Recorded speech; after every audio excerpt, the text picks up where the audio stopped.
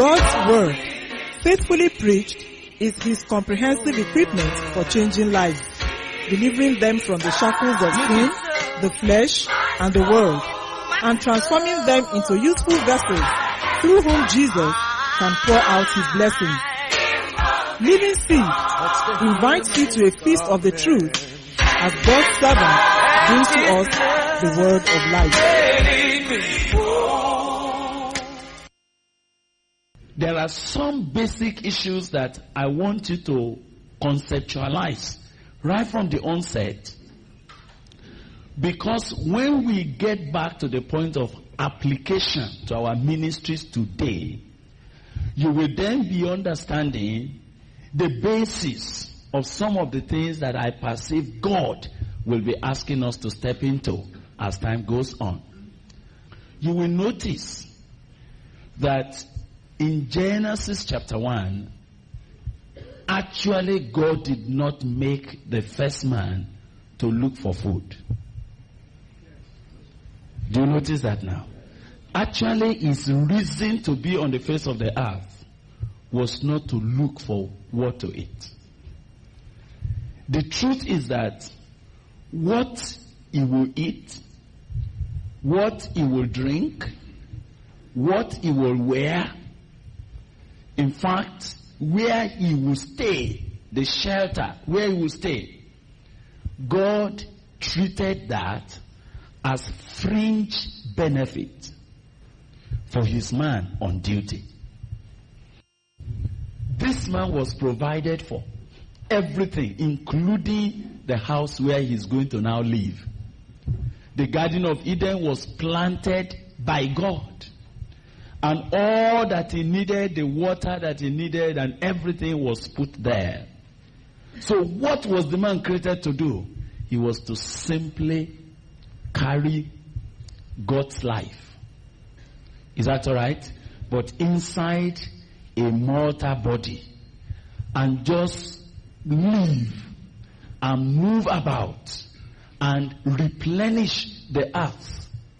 Subdue it. Not by struggling, but by doing what?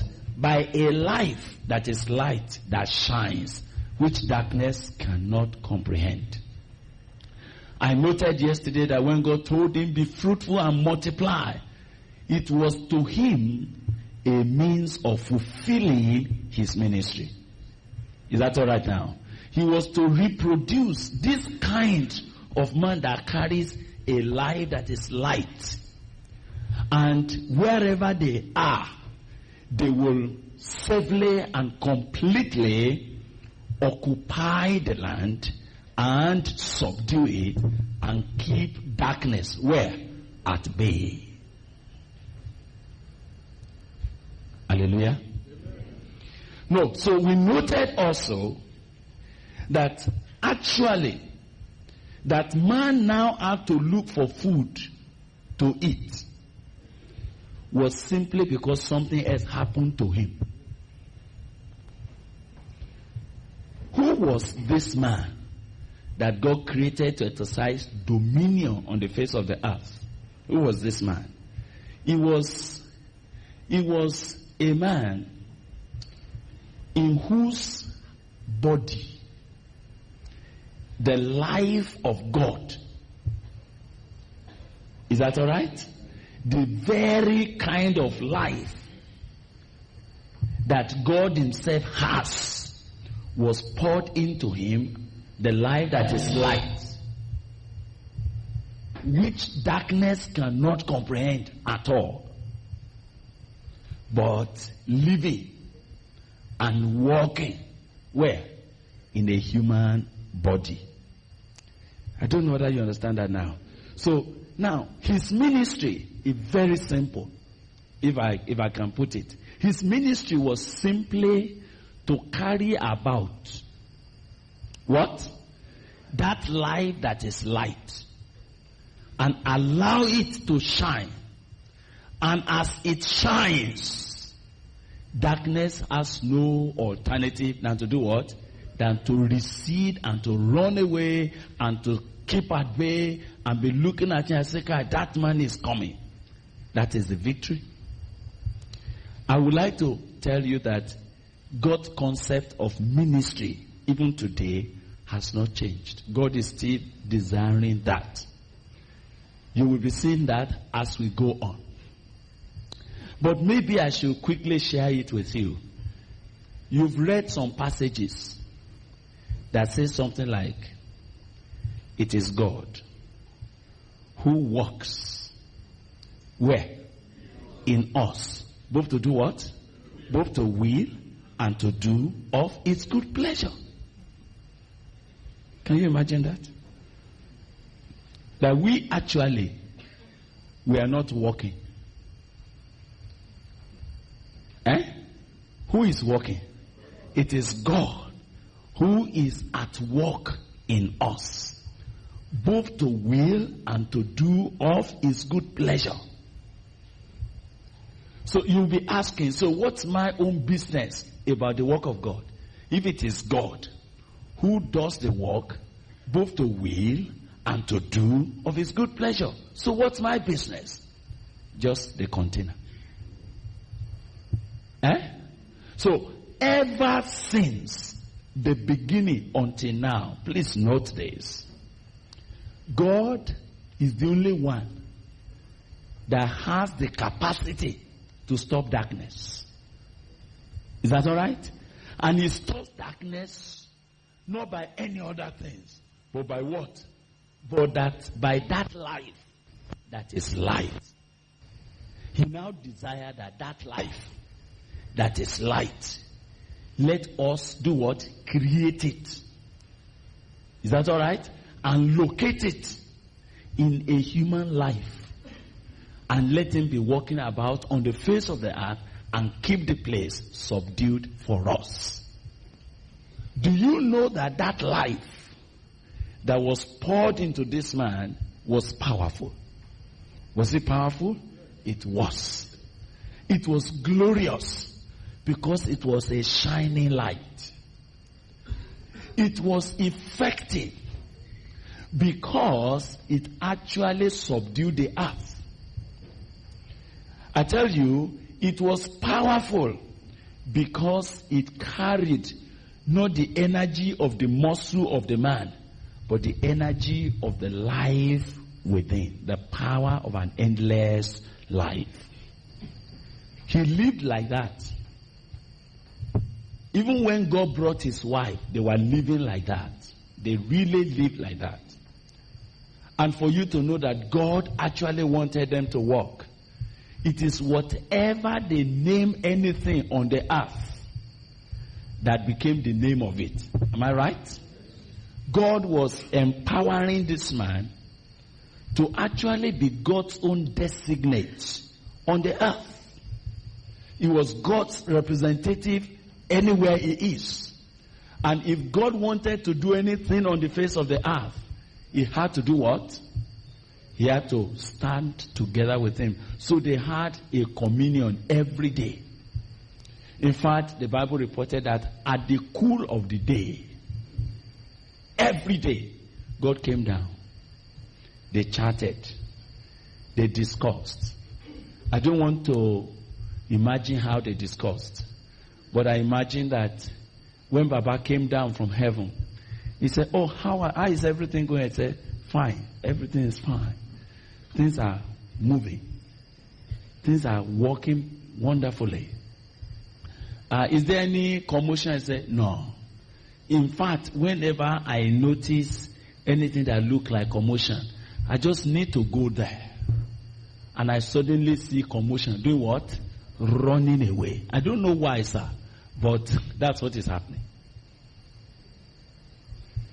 Anywhere I step to, I just find that everything just keeps calm.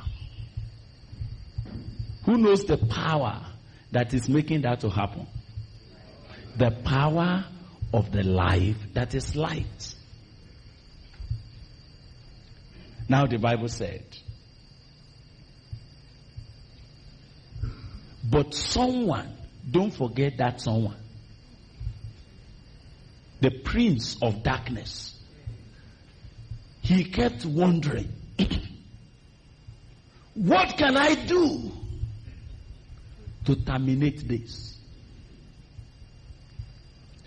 What can I do to finish this arrangement on the face of the earth?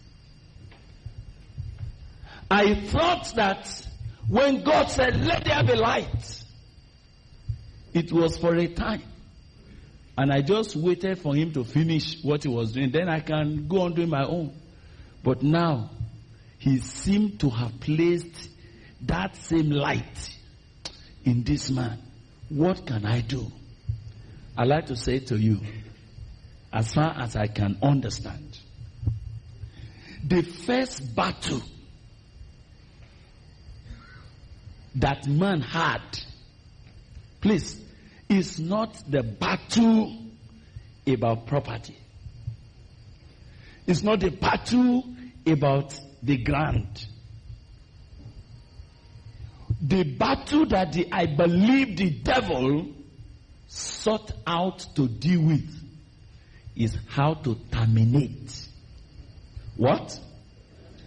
The life that is light. Please note what I'm saying. The devil is not particularly out, please note this, to kill the man. Actually, he didn't want the man to do what? To die. But he wanted a man that has become emptied of that life that is light. Do you understand that now? I am checking and I discovered that the devil is not interested in cutting the man's hand. The devil is not interested in making him a cripple. That's not his first intention. And I'd like to say to you that the body, the container here, this body, has never been the problem anywhere. The body is never the problem. What is the body? It's just a container. I really wish I can strike that, because we will be talking about your body and how it should be handled. But I don't want us to miss the real issue here. Everything you see in a man's body, on his appearance, the way he appears and all of that, those are addendum. What the devil is particularly searching for is the man within. And I want you to know, the devil will not say your face should not shine. The devil will like you to emphasize the decoration of the physical when he has already terminated the real thing. And if you ask me, what is the battle against every man God wants to use? It is not the battle about his face. It's the battle about the life inside that he carries. And I want to tell you that the devil is actually looking and is very happy to have men on duty, but that does not carry what? The life that is light. This is the critical point I like to say. I don't know whether I'm communicating it as strongly as I want. Are you following me? If the devil wants to attack your ministry now, are you hearing me? He is not so foolish to come and scatter your public address system. The devil is not as foolish. If you see the devil setting fire on a man's house, he is only doing that because he hasn't got what he wanted to do. What is the devil looking for? He wants to tamper With what? With the life that is troubling him. The life light. As I'm concerned, and I want to say to you with all humility, the devil is not afraid of church growth. In fact, he would like us to have plenty churches everywhere once they don't carry the life that shines, the life light.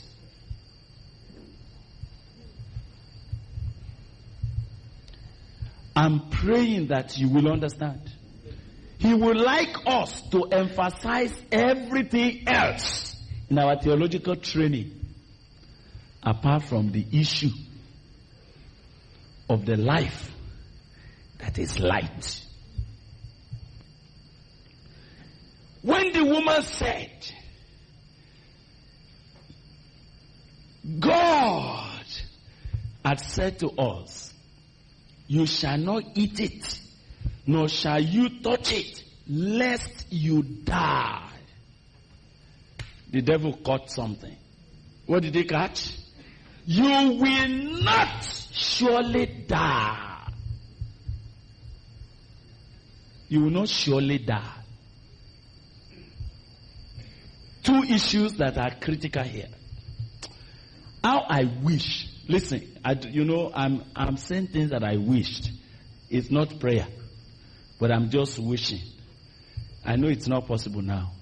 How I wish the day you lost the life light, that same day you fell down dead, and we know that we don't have anybody on the pulpit again. Do you know it will have been wonderful? You're not hearing me? Do you know it will have been wonderful?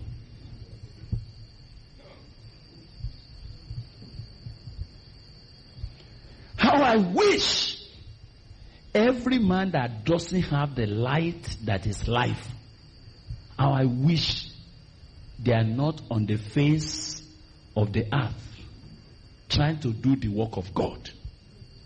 Do you know that we would have been better off? Now, God said something to him that I want us to note. What was it that God said to him? He said, in the day that you eat of this particular tree of knowledge of good and evil, you shall what? Surely. There are few words that are very strong in the word of God. Say, you shall surely die.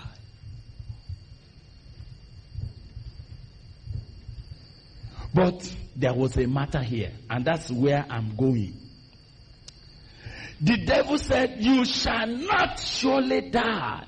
But God has said, in the day you eat of it, you shall surely die. There are two things that appear the same, but they are not the same. What God talked about, that you will surely die, and then the devil said, you shall not surely die. They are not at the same level. Hey, do you know the truth? As soon as the woman took the thing, as soon as she ate it, and she gave to her husband, and both of them did eat of that tree, what happened to them? What happened to them? The life light. 1 hour after? At that same point, that life was finished. Terminated. But you know the unfortunate thing? They didn't fall down dead.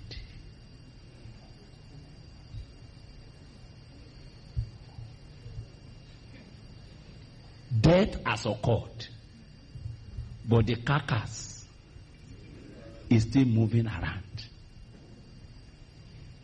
You know why I'm taking a lot of pains to establish that concept is because it's a concept we have to live with even in serving God properly. When we get there, we will be talking about that. I am discovering something that has happened here now. Let's come again. Please permit me to trouble you again. Now, here is the man. The face is the same. The hand is the same. The leg is the same. No wound. There's no wound. But what made him the man he used to be? What has happened to that now? Is finished. Ordinarily, when that life died, what should have happened? It should have fallen down dead and becomes a corpse.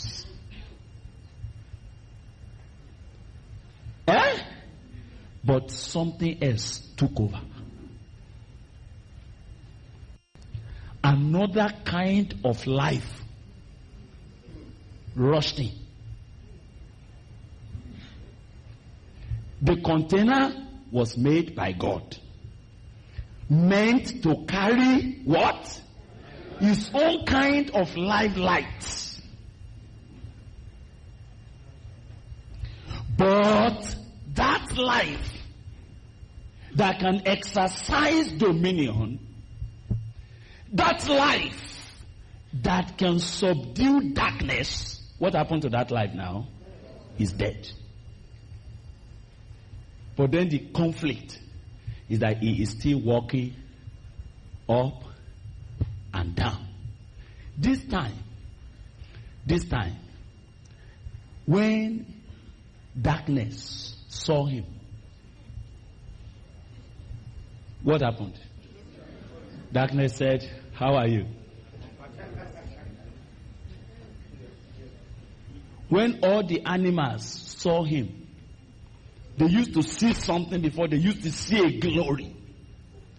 Unfortunately, this time, they backed at him. You are not understanding me. When lions saw him before, the lion saw a glory that subdued all of them. But when a lion saw him now, they saw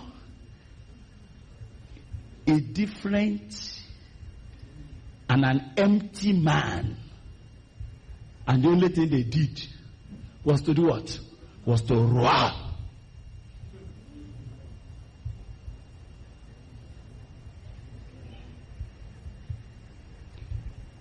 Excuse me. Was it his change, his face that changed? Was it his leg that was caught? What went wrong? The life light is finished. So now, we now have another species of man now on the face of the earth.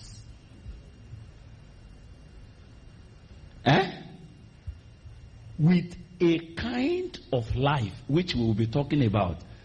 For want of name, we can call it natural life. Suddenly, he saw his wife and didn't see what he used to see in the wife. The Bible says the eyes of both of them were what? Opened.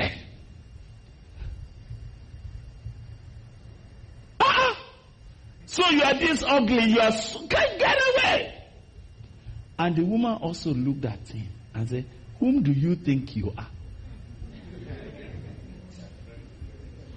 If I had known that you are this naked, I wouldn't have married you.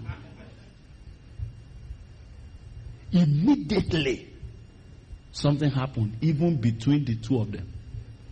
What happened? The spirit of darkness, they now need to cover. So you better cover yourself. So what of you too? And so they began to cover up. You see, that life is a new life now. But it's a life that does what? That covers up. It's a life that is seeking covering. When they heard the voice of the Lord, the reality became real. What was the reality? They suddenly discovered that we can't come near. Who knows why they can't come near? There is no way darkness can fellowship with light. The more the voice of the Lord was beaming, the more the thing was pushing. Adam and Eve, they were looking for where to hide. Something has taken place now. But can I tell you, what took place is not on the face. Was it on their face?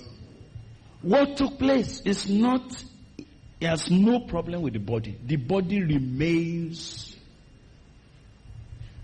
correct. But the man inside is gone.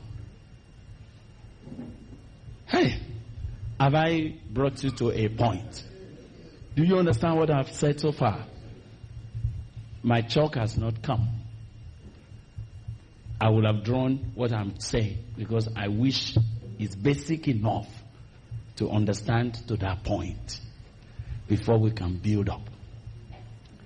I want to inform you something before we go on. Can I inform you? The man that God made in his image, none of us met him.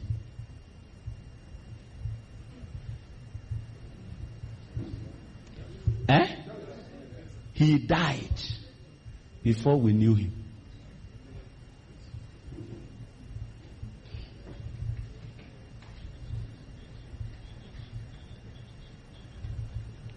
The man that God made in his likeness, something already happened to that man.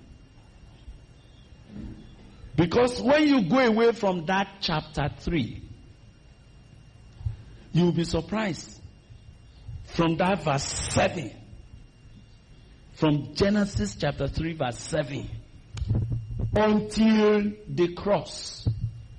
Listen to me. The man that God made in his image is absent.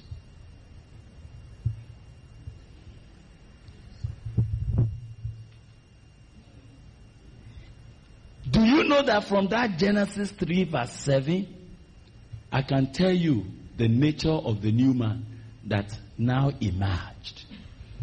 Can we check it? Let's look at Genesis 3 quickly. In verse 9, now I've told you that their eyes were both opened. In verse 7, have you noted that? And what did they do now? They knew they were naked, and they sewed fig leaves together to make themselves what? Coverings. Cover up. I noted that by nature, the life that took over after the life dies is a life that needs to be what? Covered up. Excuse me, please. Anywhere I know and I see cover up. What does it point at? It points to that life.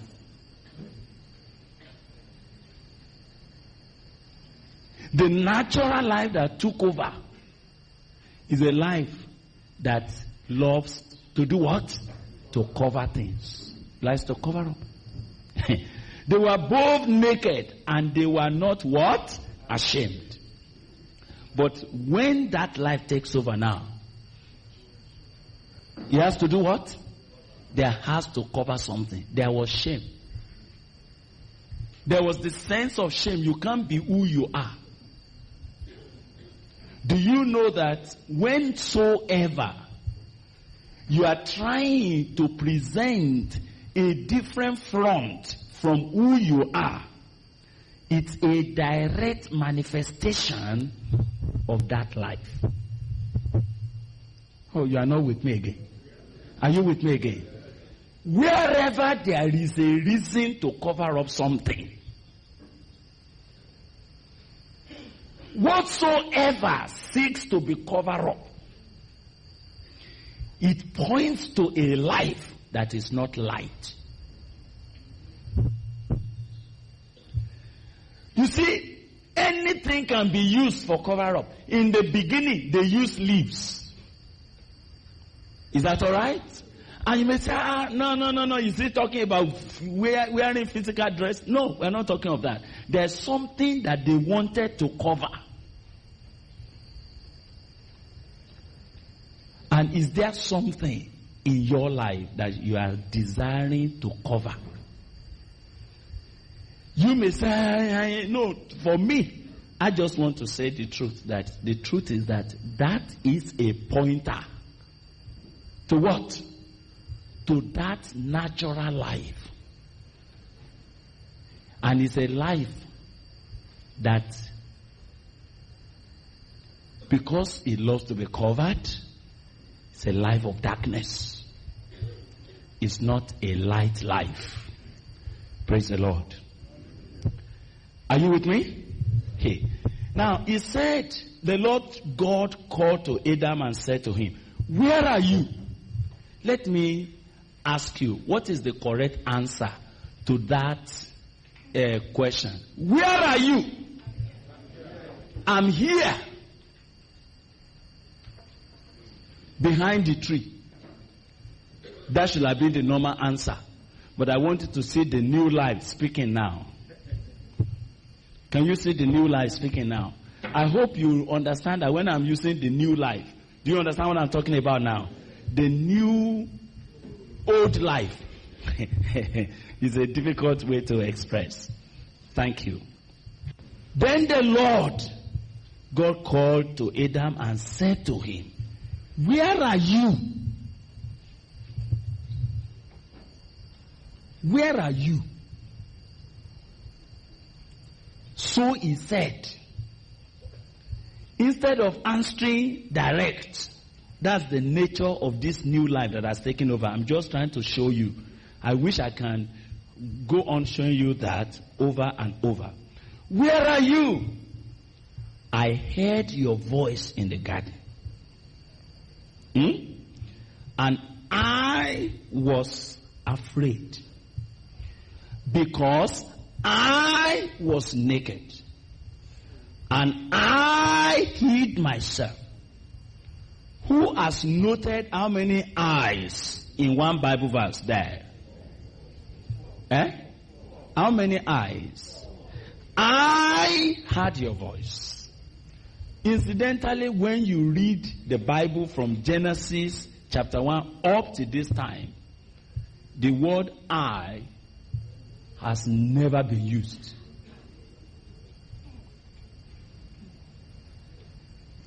If it was used at all, it was God.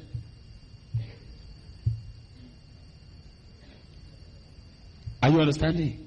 But somebody has taken over here now. I heard your voice.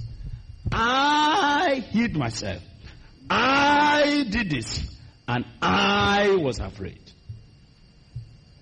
What is the nature of that life? Self. I.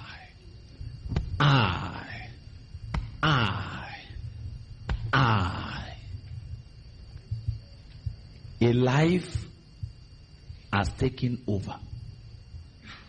Taking over the container that God made for his work. Now, go on a little. And he said, who told you that you are naked? Have you eaten from the tree of which I commanded you that you should not eat? Let me ask you, what should have been the normal answer? Yes, sir. But look at that life. I just want you to know that right from the beginning, it came with some certain characteristic feature.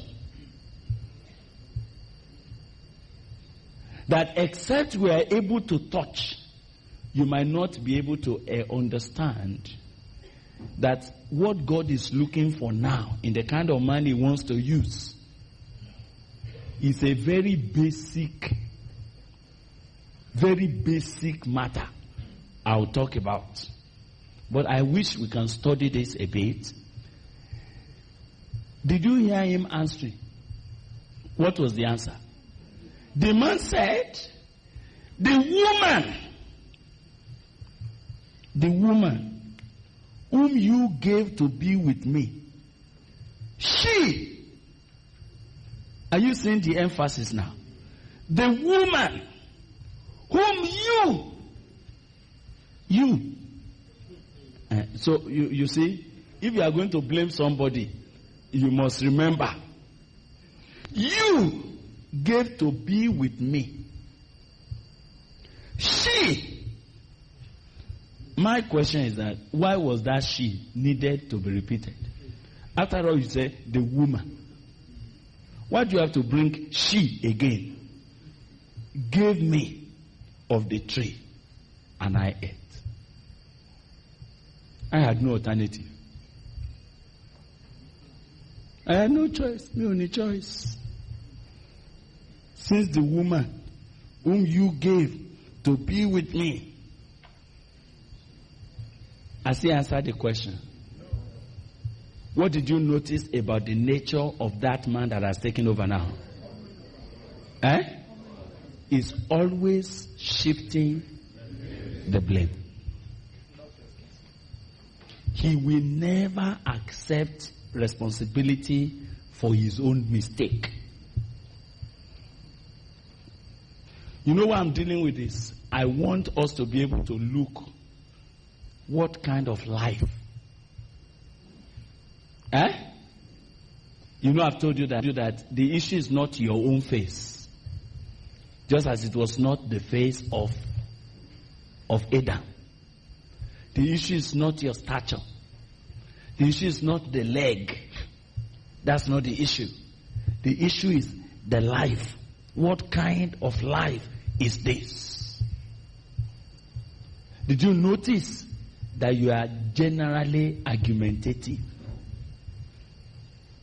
If anything goes wrong and they say, who did it? Your first approach is what? Is to push it. This thing, we don't learn it all. It's inherited. Are you hearing me? It was not learned. Because I have been looking at, when did Adam learn to speak like this? No. It's a life. It's not what you go to school to learn. And the Lord God said to the woman, what is this you have done? Simple question.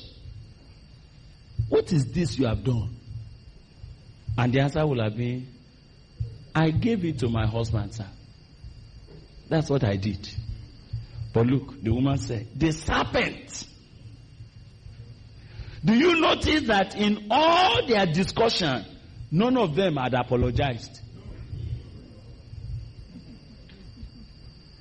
That's the nature of the man that has come.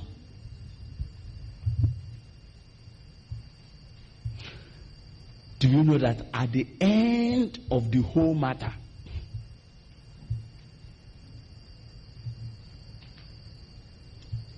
when you come towards the end of chapter 3, and all the consequences and the fact that things have to change now, you will see a few things that changed. One of it is that right there and then, please note, I want you to see that there is a radical change even in their marriage. Do you notice that verse 20, there was a new name to be given to the wife? You didn't see?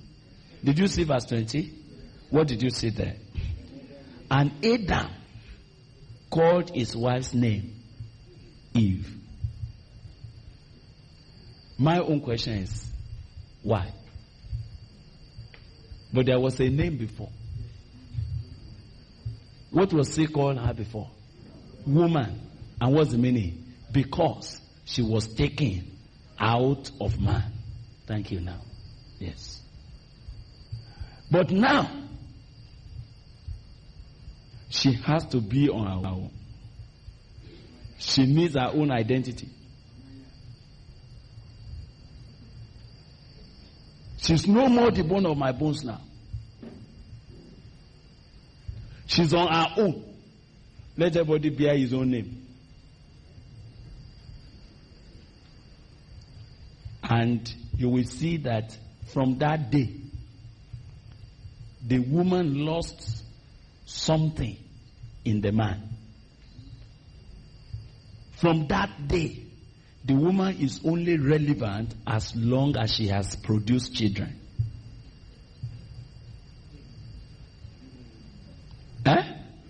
She shall be called Eve because she was the mother.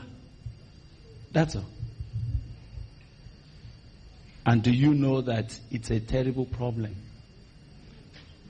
That women only have relevance in many, many men's life only as long as they have children. Am I correct? A woman that has no child in all of Africa is unfortunate. Because she has no inheritance, she has no identity, she has nothing. That thing came out of a life that took over. So behind all the marital problems that we find, who is behind it? Who is behind it? It is that life that took over. Now, I wanted to make my drawing very simple. Don't worry, I'm not an artist. I just want to make illustration of my own simple explanation. Now, let's imagine that this is the body that was created. That's the physical body. At the beginning, God poured in a life. That is what?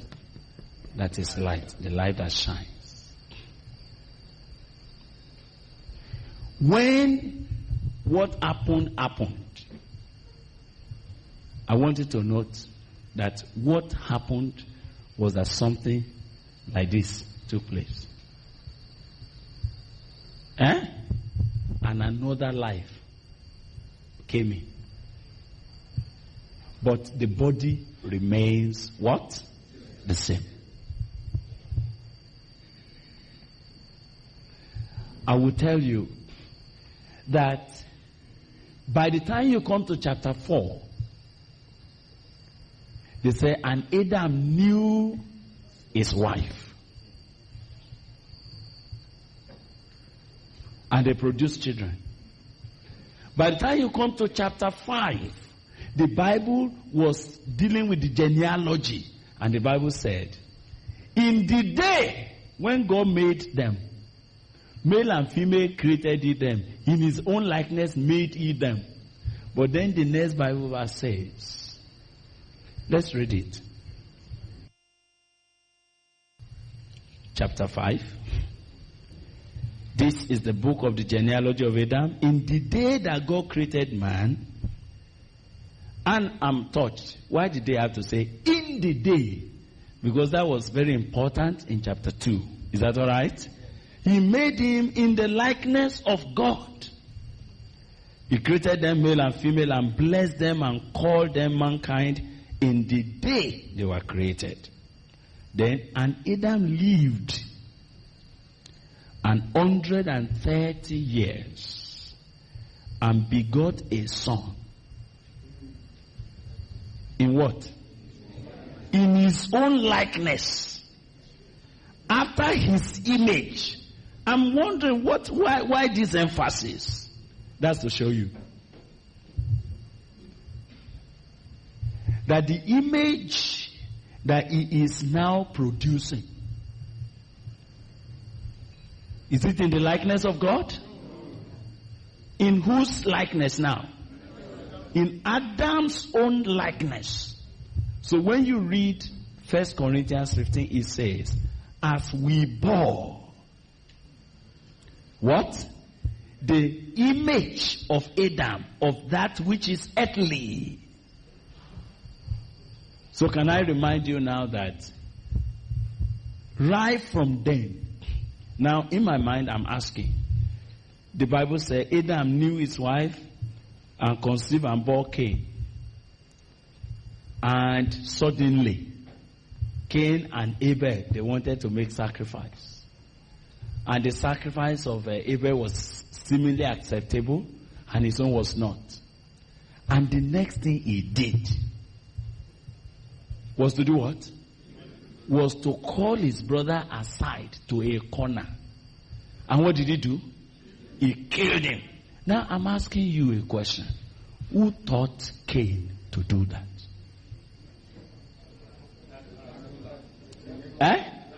It is that new life. That's the nature of that life. You don't need to learn it. Do you know why? He has never seen anybody kill anybody before. Where did he learn that? And why did he think that the only way for him to shine is to outshine his brother and kill him?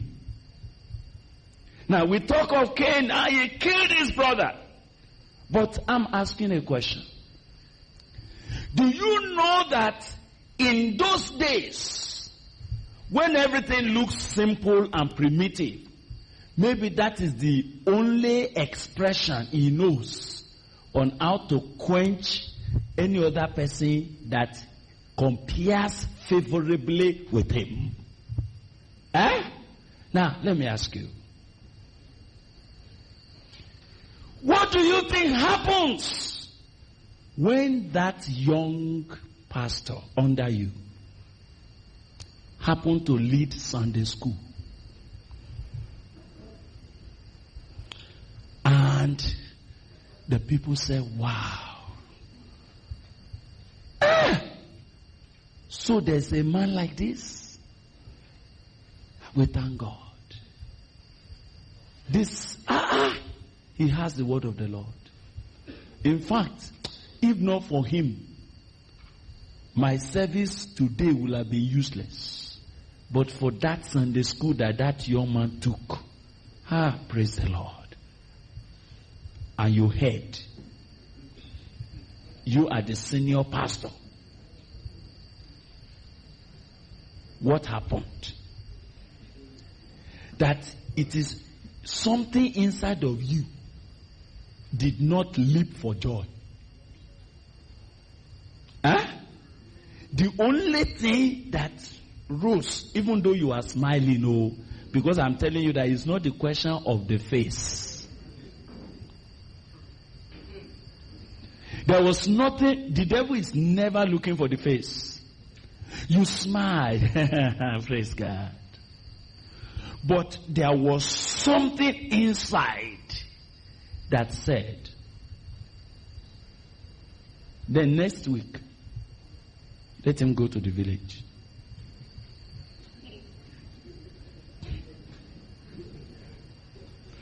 And you even called him as if it was part of something. Say, well, I just really thank God for the way you are coming up.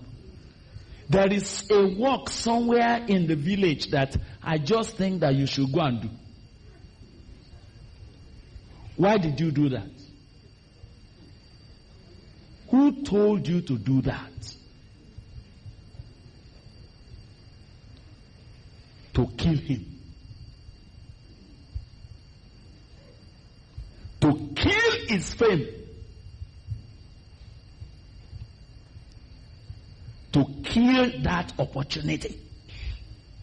Because he is becoming comparable. Whereas, for Brother Cain, Mr. Cain, there was no other expression that life could use at the time. And I said, but who taught Cain that the answer was to do what? Kill him. And God asked him again, you know the questions, as I'm looking at it, I'm just tracing a lifestyle. They ask him, Cain, where is your brother? What is the simple answer? I killed him, sir. That's the answer. But what did he say? Am I my brother's keeper?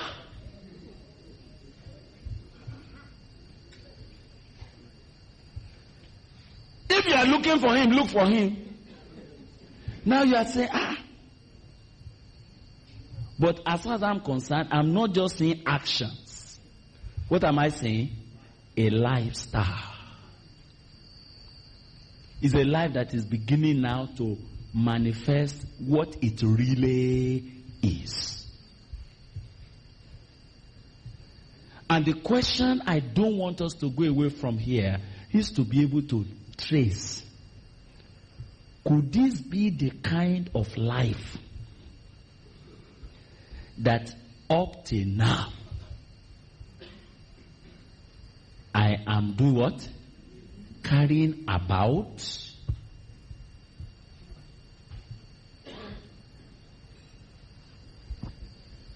Can you imagine?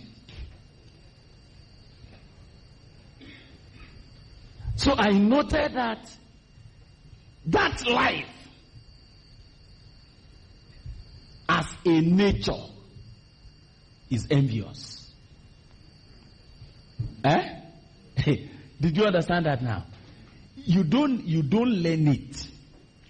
It's part of that life. It's the life. The life just started manifesting. As I'm reading Genesis, as I go through chapter 4, then they said Lamech. There was one Lamech who married 2 wives. Then I was asking, who taught him? Who taught him? Who has he ever seen that married 2 wives? How did he come about? I saw that it is just but what? A manifestation, the nature of the new life that has taken over.